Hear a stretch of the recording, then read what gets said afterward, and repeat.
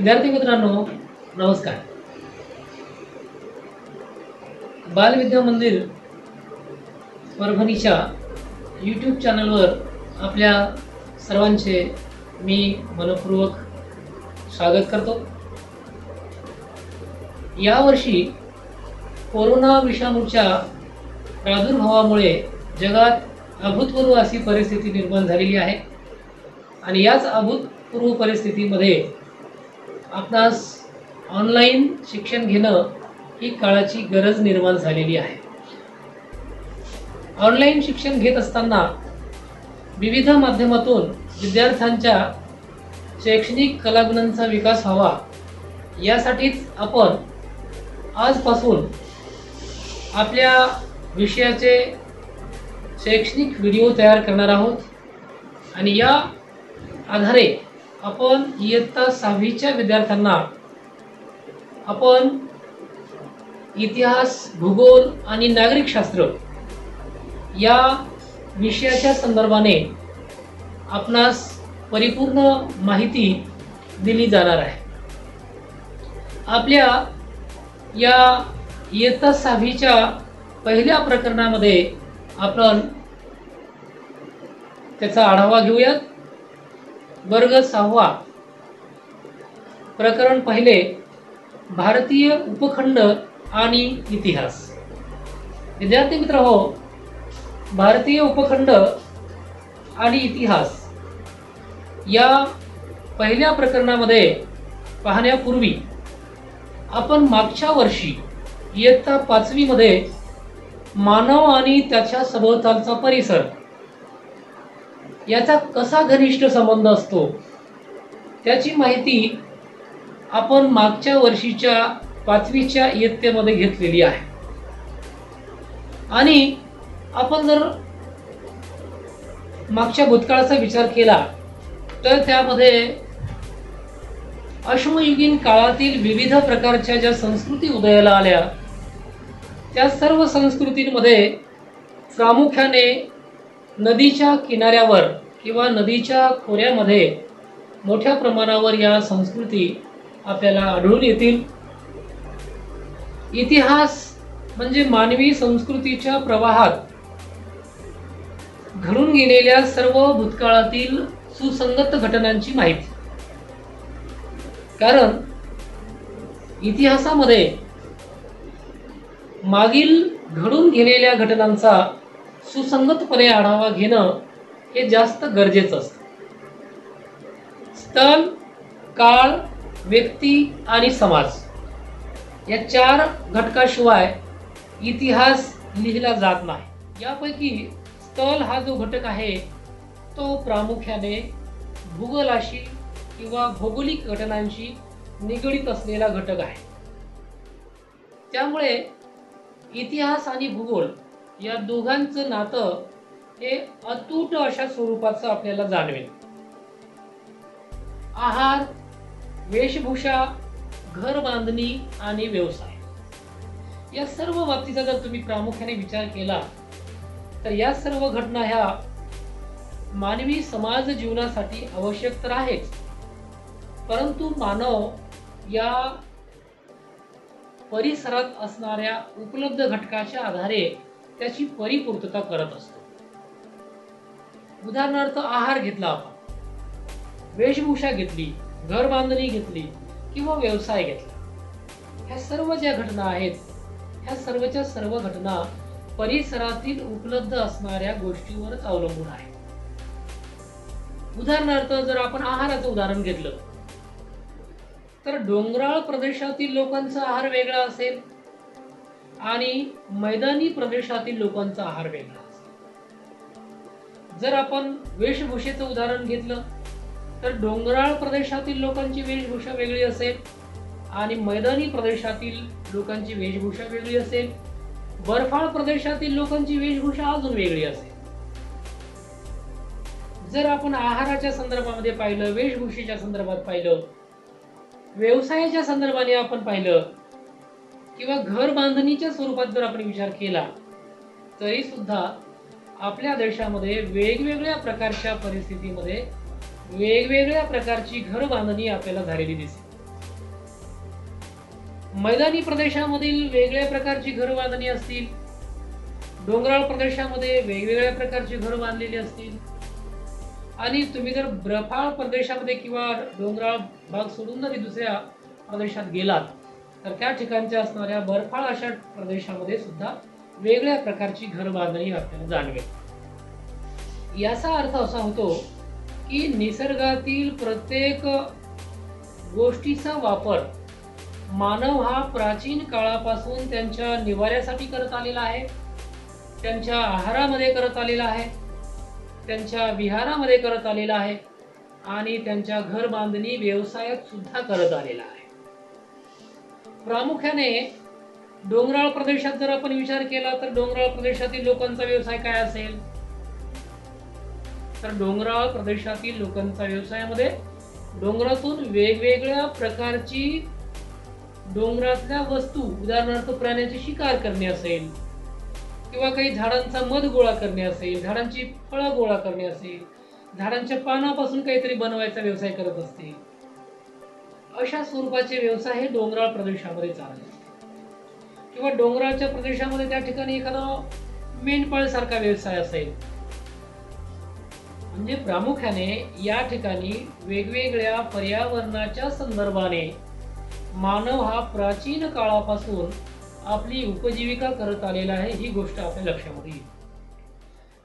अशा प्रकारे आपल्या या मानवाच्या प्रगतीच्या बरोबरच आपण ज्या प्रदेशामध्ये राहतो त्या प्रदेशातील हवामान कसं आहे, आपण ज्या प्रदेशामध्ये राहतो त्या प्रदेशातलं पर्जन्यमान कसं आहे, त्या शेतातील मिळणारी पिकं कोणती आहेत, वनस्पती कोणत्या आहेत, प्राणी कोणते आहेत, ह्या सगळ्याच्या सगळ्या गोष्टी मानवाच्या जगण्याचा सहारा बनत असतात। आणि म्हणून ज्या ज्या देशांमध्ये, ज्या ज्या खंडामध्ये मानवी संस्कृती निर्माण झाली, ही मानवी संस्कृती निर्माण होण्यामध्ये सुद्धा त्या त्या प्रदेशातील हवामान, त्या त्या प्रदेशातील पर्जन्यमान, त्या प्रदेशातील पिकं, वनस्पती, प्राणी या सगळ्यांचा अतिशय जवळून संबंध आहे। मानव ज्या ठिकाणी वस्ती करून राहतो त्या ठिकाणी मानव वेगवेगळ्या प्रकारच्या गटा किंवा सह कुटुंब किंवा एकमेकाचा सहारा घेऊन त्या ग्राम वसाहती तयार करतो आणि त्या छोट्या वसाहतीचं रूपांतर नंतरच्या काळामध्ये शहरांमध्ये झालेलं आपल्याला पाहायला मिळतं। प्रामुख्याने एखाद्या ठिकाणी जर एखादं नगर निर्माण झालं, एखादी गाव वसाहत निर्माण झाली तर तिचा जो ऱ्हास झालेला पाहायला मिळतो, हा ऱ्हास होण्यामागे अनेक कारणं असू शकतात। त्यामध्ये एक असेल पर्यावरणाचा ऱ्हास, दुसरं कारण दुष्काळही असू शकेल किंवा कदाचित कुणीतरी आक्रमण केलेले असू शकेल किंवा इतरही काही कारणांमुळे त्या ठिकाणच्या संस्कृतीचा विनाश झालेला आपल्याला दिसून येईल। विद्यार्थी मित्रहो, यावरून आपल्या लक्षामध्ये येतं की त्या ठिकाणचा असणारा भौगोलिक परिसर आणि मानवाशी असणारा संबंध, ह्या दोन गोष्टी अतिशय महत्त्वाच्या आहेत। आपल्या भारताची काही भौगोलिक वैशिष्ट्ये आहेत, कारण हा भारत देश अतिशय विशाल आहे आणि एवढ्या मोठ्या विशाल देशामध्ये प्रचंड प्रमाणामध्ये वेगवेगळ्या प्रकारची वैशिष्ट्ये आपल्याला उंच असा भिंतीसारखा अभेद्य असा हिमालय पर्वत उभा आहे, पूर्वेला बंगालचा उपसागर आहे, पश्चिमेला अरबी समुद्र आहे आणि भारताच्या दक्षिणेला हिंदी महासागर आहे। म्हणजे भारताच्या चारही बाजूने प्रचंड प्रमाणामध्ये भौगोलिक संरक्षण निर्माण झालेलं आहे। प्राचीन भारताच्या इतिहासामध्ये आपण या भूप्रदेशाचा सुद्धा आपल्याला विचार करावा लागेल आणि प्राचीन भारत असा त्याचा उल्लेख आपल्याला करावा लागेल। आजच्या प्राचीन भारतामध्ये 1947च्या पूर्वी पाकिस्तान आणि बांगलादेश हे सुद्धा आपल्या भारताच्या या प्राचीन भूभागामध्ये होते। 1947 मध्ये भारत आणि पाकिस्तानची फाळणी झाली आणि 1971 मध्ये बांगलादेश नावाचं नवीन राष्ट्र निर्माण झालं, परंतु तत्पूर्वी ती सर्व राष्ट्र ही भारतीय भूमीचाच भाग होती। आपल्याला भारताच्या इतिहासाच्या जडणघडणीमध्ये भौगोलिक वैशिष्ट्यांचा अभ्यास करायचा आहे. यामध्ये प्रकर्षाने जाणवणारं पहिलं वैशिष्ट्य आहे ते म्हणजे हिमालय पर्वत. हिमालय पर्वताच्या रांगा ह्या अतिशय मोठ्या मोठ्या रांगा आहेत आणि जगातील सगळ्यात मोठा पर्वत जर कोणता असेल तर तो हिमालय पर्वत आहे. या हिमालय पर्वतामुळे मध्य आशियामधला जो वाळवंटी भाग आहे त्या वाळवंटी भागामधून भारतीय उपखंड वेगळा झालेला आहे.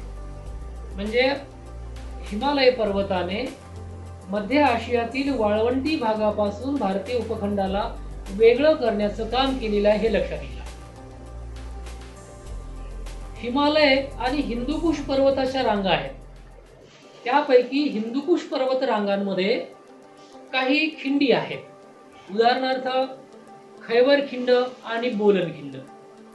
या खैबर खिंडीतून आणि बोलन खिंडीतून काही आक्रमण करणारे लोक प्राचीन काळामध्ये आपल्या भारतामध्ये आले. ते सुद्धा याच पर्वत रांगेच्या त्या खुसकीच्या मार्गाने. या खुसकीच्या मार्गाने भारताच्या हिमालय पर्वताच्या रांगेमधून चीन आणि युरोप खंडाचा व्यापार चालायचा. प्रामुख्याने या काळामध्ये चीन मधलं रेशीम जे आहे हे चीन मधलं रेशीम हे विशेषतः युरोप खंडामध्ये घेऊन जाणारे जे व्यापारी होते हे सगळे व्यापारी या खुसकीच्या मार्गाचा म्हणजे या बोलन खिंडीचा आणि खैबर खिंडीचाच वापर करत होते. आणि अशा प्रकारे चीनचा हा रेशीम मार्ग सुद्धा याच खिंडीतून युरोप खंडामध्ये गेलेला आपल्याला पाहायला मिळतो. आणि नंतरच्या काळामध्ये याच बोलन खिंडीमधून आणि खैबर खिंडीतून अनेक आक्रमण करणारे लोक आपल्या भारतावर चालून आलीत. आपला भारत हा जिंकून घेण्यासाठी आलीत आणि अनेक लोकांनी याच भौगोलिक परिस्थितीचा फायदा घेऊन भारतामध्ये येण्याचा प्रयत्न केला. दुसरं जे भौगोलिक वैशिष्ट्य आहे ते आहे सिंधू, गंगा आणि ब्रह्मपुत्रा या नद्यांचा मैदानी प्रदेश. तुम्ही जर पाहिलं तर सिंधू नदी, गंगा नदी आणि ब्रह्मपुत्रा नदी ह्या भारतातील सगळ्यात मोठ्या नद्या आहेत. आणि या नद्यांनी पंजाब सिंध प्रांतापासून तर बांगलादेश पर्यंत सर्व उत्तर भारतातला जो भूभाग आहे तो व्यापलेला आहे. आणि अशा या सुपीक नद्यांच्या आणि उपनद्यांच्या प्रदेशामध्ये अनेक प्राचीन संस्कृती उदयाला आलेल्या आहेत. यामध्ये आपल्या भारतातील सर्वात प्राचीन संस्कृती जी होती जिला आपण हडप्पा संस्कृती म्हणतो, जिला आपण सिंधू संस्कृती म्हणतो, ती हडप्पा आणि सिंधू संस्कृती सुद्धा याच नद्यांच्या खोऱ्यामध्ये उदयाला आलेली आपल्याला दिसून येईल. आपण तिसरं जे भौगोलिक वैशिष्ट्य पाहणार आहोत ते आहे भारतातलं थरचं वाळवंट. जगामध्ये अनेक मोठमोठे वाळवंट आहेत. त्यामध्ये आफ्रिका खंडातलं जे वाळवंट आहे ज्याला आपण सहारा वाळवंट म्हणतो, हे सहारा वाळवंट जगातील सर्वात मोठं वाळवंट आहे. परंतु आपल्या भारताच्या भौगोलिक परिस्थितीचा विचार करत असताना या देशात सुद्धा एक वाळवंट आहे ज्याचं नाव आहे थरचे वाळवंट. हे वाळवंट राजस्थान आणि गुजरात आणि हरियाणाचा काही भाग या राज्यांच्या काही भूभागावर हे वाळवंट पसरलेलं आहे. या वाळवंटाच्या उत्तरेला सतलज नदी जी सिंधू नदीची उपनदी आहे, पूर्वेला अरवली पर्वताच्या रांगा आहेत ज्या राजस्थानमध्ये आहेत आणि दक्षिणेला कच्छचे रण जे गुजरातमध्ये आहे आणि पश्चिमेला सिंधू नदीपर्यंत या एवढ्या मोठ्या विस्तीर्ण भागावर हे भारतातील थरचे वाळवंट पसरलेलं आहे. या थरच्या वाळवंटामध्ये एक नदी येथे वाहत, तिचं नाव आहे घग्गर नदी. ही घग्गर नदी नंतर त्या वाळवंटातून पाकिस्तानमध्ये प्रवेश करते राजस्थानच्या मार्गे. परंतु सध्या या घग्गर नदीचं पात्र कोरडं पडलेलं आहे राजस्थानामध्ये आणि पाकिस्तानमध्ये. याच घग्गर नदीला पाकिस्तानामध्ये हाकरा नदी असं नाव आहे. आणि याच घग्गर नदीच्या आजूबाजूच्या प्रदेशामध्ये आणि खोऱ्यांमध्ये आपल्याला आपल्या भारतातील जी संस्कृती आहे, हडप्पा आणि मोहनजोदडो संस्कृती, तिचे अवशेष विखुरलेले आपल्याला दिसतात. तर आपण 3 वैशिष्ट्ये पाहिलीत. पहिलं वैशिष्ट्य पाहिलं आपण हिमालय पर्वत, दुसरं वैशिष्ट्य पाहिलं आपण गंगा, सिंधू आणि ब्रह्मपुत्रा नद्यांच्या मैदानी प्रदेश, तिसरं वैशिष्ट्य पाहिले आपण थरचे वाळवंट. या भारत भूमीच्या भौगोलिक खंडाचं चौथं वैशिष्ट्य आहे दख्खनचे पठार. दख्खनचं जे पठार आहे, हे दख्खनचं पठार दोन्ही बाजूने नव्हे तर तिन्ही बाजूने म्हणूया आपण, त्याला पाण्याने वेढलेलं आहे. या ठिकाणी पूर्वेला बंगालचा उपसागर आहे, पश्चिमेला अरबी समुद्र आहे, दक्षिणेला हिंदी महासागर आहे आणि यांच्या मधला जो काही भूभाग आहे तो भूभाग हा दख्खनचे पठार म्हणून ओळखला जातो. आणि या भूभागाच्या दोन्ही बाजूला पूर्व किनारा आहे, एका साईडला पश्चिम किनारा आहे आणि या पूर्व आणि पश्चिम किनाऱ्याने तो भूभाग वेढलेला आहे. आणि त्या भूभागाचं दक्षिण टोक हे थोडं निमुळत झालेलं आहे आणि उत्तरेचं टोक हे विस्तारलेलं आहे. या दख्खनच्या पठारावर उत्तरेला सातपुडा आणि विंध्य पर्वतरांगा आहे. त्यानंतर या दख्खनच्या पठाराच्या पश्चिमेला सह्याद्री पर्वताच्या अभेद्य अशा रांगा आहेत. आणि या दख्खनच्या पूर्वेला पूर्व घाटाच्या काही रांगा आहेत. प्रकारे पूर्व घाट, पश्चिम घाट आणि सागरी किनारा या मधला जो भाग आहे तो दख्खनचे पठार या नावाने ओळखला जातो. आणि याच दख्खनच्या पठारावरची जमीन ही सुपीक आहे, काळी कसदार आहे आणि त्यामुळं या काळ्या कसदार जमिनीमध्ये अनेक संस्कृतीचा उदय झालेला आहे. हडप्पा, मोहेंजोदडो सारख्या संस्कृती या ठिकाणी उदयाला आलेल्या आहेत. एवढंच नव्हे तर प्राचीन भारतातील सर्वात मोठं जे मौर्य साम्राज्य आहे, ते मौर्य साम्राज्य सुद्धा याच भूभागावर निर्माण झालेलं आहे. आणि मौर्य साम्राज्याच्या नंतर जी साम्राज्य उदयाला आली, ही नंतर उदयाला आलेली साम्राज्य सुद्धा याच दख्खनच्याच मातीमध्ये निर्माण झालेली आहे. त्यानंतर भारताच्या भौगोलिक वैशिष्ट्याचं 5वं वैशिष्ट्य ते आहे समुद्र किनारा किंवा समुद्र किनाऱ्याचे प्रदेश. आपल्या देशाला प्राचीन काळापासून समुद्र किनारा लाभलेला आहे आणि प्राचीन काळातील जी भारताची संस्कृती होती, जिला आपण हडप्पा संस्कृती म्हणतो, या हडप्पा संस्कृतीचा लोकांचा जो व्यापार आहे तो समुद्राच्या मार्गाने विदेशातील युरोप खंड असेल, मध्य आशिया असेल, या सर्व देशाशी चालत असेल. आणि त्यामुळं प्राचीन काळापासून आपल्याला आपल्या देशाचा जो काही समुद्र किनारा आहे, या समुद्र किनाऱ्याचा फायदा झालेला आहे. आणि परदेशाशी चालणारा व्यापार हा याच समुद्राच्या मार्गे चालत आला. नंतरच्या काळामध्ये समुद्रामार्गाचा जो व्यापार होता, त्याच प्रकारचा व्यापार हा खुसकीच्या मार्गाने म्हणजे जमिनीवरच्या मार्गाने सुद्धा नंतरच्या काळात सुरू झालेला आहे. त्यानंतर भारतीय भौगोलिक वैशिष्ट्यामध्ये 6वं वैशिष्ट्य महत्वाचं आहे, ते म्हणजे समुद्रातील बेटे. आपल्या देशाला जो समुद्र किनारा लाभलाय, मग पूर्वेला बंगालचा उपसागर असेल, पश्चिमेला अरबी समुद्र असेल आणि दक्षिणेला हिंदी महासागर असेल. या प्रदेशांमध्ये, जलमय प्रदेशामध्ये वेगवेगळ्या प्रकारच्या बेटांची निर्मिती झालेली आहे आणि ही बेट सुद्धा आपल्या भारतीय भूखंडाचा भाग आहे. अंदमान आणि निकोबार बेट ही बंगालच्या उपसागरातील बेट आहेत आणि अरबी समुद्रातील लक्षद्वीप बेटांचा जो समूह आहे तो सुद्धा भारतीय बेटांचा समूह आहे. एका ग्रीक अनामिक खलाशाने लिहिलेलं जे पुस्तक आहे, तांबड्या समुद्राचे माहिती पुस्तक, Periplus of the Erythraean Sea असं त्या पुस्तकाचं नाव आहे आणि त्या पुस्तकात सुद्धा या बेटांचाच उल्लेख आलेला आहे.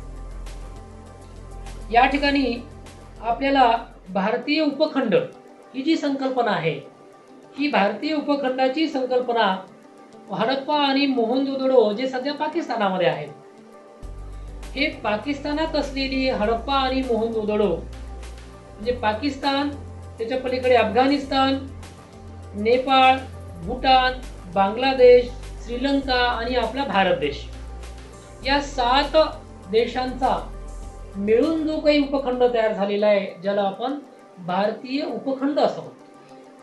आणि हा दक्षिण आशियातला भाग आहे. या दक्षिण आशियामध्ये एक अफगाणिस्तान, दुसरा पाकिस्तान, तिसरा श्रीलंका, चौथा नेपाळ, पाचवा भूटान, श्रीलंका आणि भारत. याशिवाय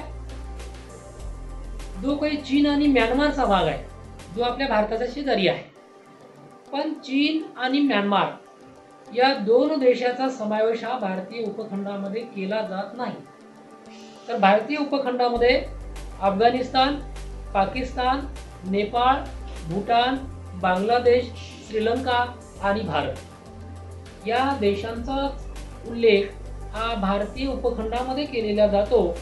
परंतु चीन आणि म्यानमार हे भारताचे शेजारी जरी देश असले तरी त्यांचा जो काही समावेश आहे तो भारतीय उपखंडात केला जात नाही.